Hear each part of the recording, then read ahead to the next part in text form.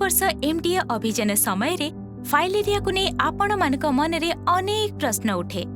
आशा दीदी मते कहंतु, आशा दीदी बुझे दियंतु। एथर मु डाक्तर बाबू को नहीं की आसीची। आपण तांको निजर सब प्रश्न पचारि पारंती। सेथिपे डाक्तर बाबू ठीक सूचना देबे आउ आपणकर प्रत्येक आशंका और भ्रम को दूर करिदेबे। डाक्तर बाबू ये फाइलेरिया बाइलेरिया मोते तो हेबार नाही।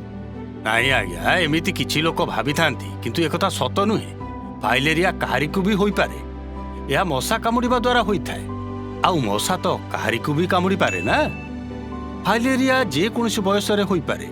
जेउ लोक संक्रमित अंचल रे बा कोनोसी संक्रमित व्यक्तिर आखपाखरे रहुचंती, सेमानकु संक्रमण हेबार अधिक विपद होई थाए।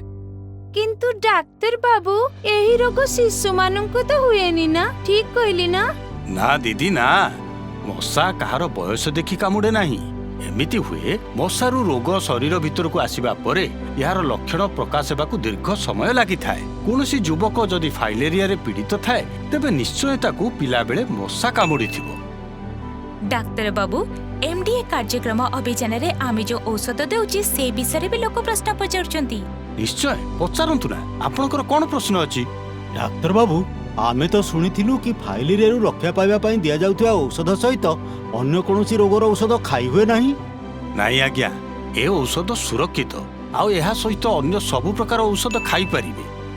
केवल गुरुतर भावरे थिबा रोगी, 2 वर्षरु कम बयसर शिशु आउ गर्भवती महिला को एही औषध न देबाकू परामर्श दिया जाउछि। मु सुनिथिली कि फाइलेरिया तो निज पितामाताଙ୍କ ठारु ही आसीथाय, अर्थात एहा एक वंशगत रोग।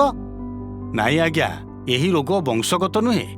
एहा मशा कामुड़िबा द्वारा होइथिबा रोग आउ काहारिकु भी एहा होई पारे। डाक्तर बाबू एही औषध सरकारଙ୍କ ठारु मागणा रे मिले, तेबे एहा प्रभावी अटे तो? फाइलेरिया रु रक्षा पाइबा पई एही औषध उपयुक्त आउ अनेक देश एहाकू प्रयोग करी फाइलेरिया को शेष कर दे पारछंती। ए औषध समस्त फाइलेरिया प्रभावित अंचल रे खाइबाकू दिया जाउछि, किंतु एहाकू स्वास्थ्य कर्मी को उपस्थित रे खाइबाकू पड़िबो। आमको तो कई जने कहितिले जे केवल आल्मेंडाजोल टैबलेट को ही सेवन करबा उचित, अन्य औषध नुहे। नाई, फाइलेरिया को अटकेबा पई केवल गोटिए औषध प्रभावी नुहे। समस्तंकू सबु आवश्यक औषध सेवन करबा उचित। सुनिथिली कि फाइलेरिया औषध खाइबा फल रे देह रे गरम सृष्टि होई थाए। बिल्कुल नुहे दीदी, यह शरीर रे गरम सृष्टि करे नाही आउ यह संपूर्ण सुरक्षित। डाक्तर बाबू यह कौन सत जे पुरुष मानकर हाइड्रोसिल माने अंडकोश फुलिबा केवल साइकेल चलेबा आउ कठोर परिश्रम कारण होई थाए? ना, हाइड्रोसिल हेउची एक प्रकारर फाइलेरिया जहाँ संक्रमित मशा कामुड़िबा द्वारा ही होई थाए। साइकेल चलेबा किंबा कठिन परिश्रम करिबा द्वारा हुएनी। किंतु एही रोग तो केवल सेई मानंको हेई थाए जे खार पानी युक्त अंचल रे रहउथांती। जेमिति मु कहिथिली जे फाइलेरिया केवल मशा कामुड़िबा द्वारा ही व्यापी थाए आउ यह काहारिकु भी होई पारे। डाक्तर बाबू समस्ते कहंती यही रोग केवल गरीब लोक मानंको ही होई थाए। एमिति मोटे नुहे, यही रोग काहारिकु भी होई पारे।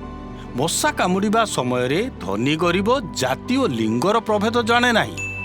मने रखंतु, फाइलेरिया रोग को अटकेइबा पई मशारीर व्यवहार करंतु। निज आखपाखरे पानी जमीबाकू दियंतु नाही। एमडीए समय रे सरकार को द्वारा दिया जाउथवा फाइलेरिया रु रक्षा पाइबा पई निश्चय औषध खाइबे। फाइलेरिया रो एकमात्र उपचार एहाकू हेबाकू दियंतु नाही। धन्यवाद डाक्तर बाबू, आपण हमर आखि खोली देले। आमे एमडीए अभियान बेले फाइलेरिया रु रक्षा पाइबा पई निश्चय औषध खाइबू। मिसिकी हरेइबा फाइलेरिया।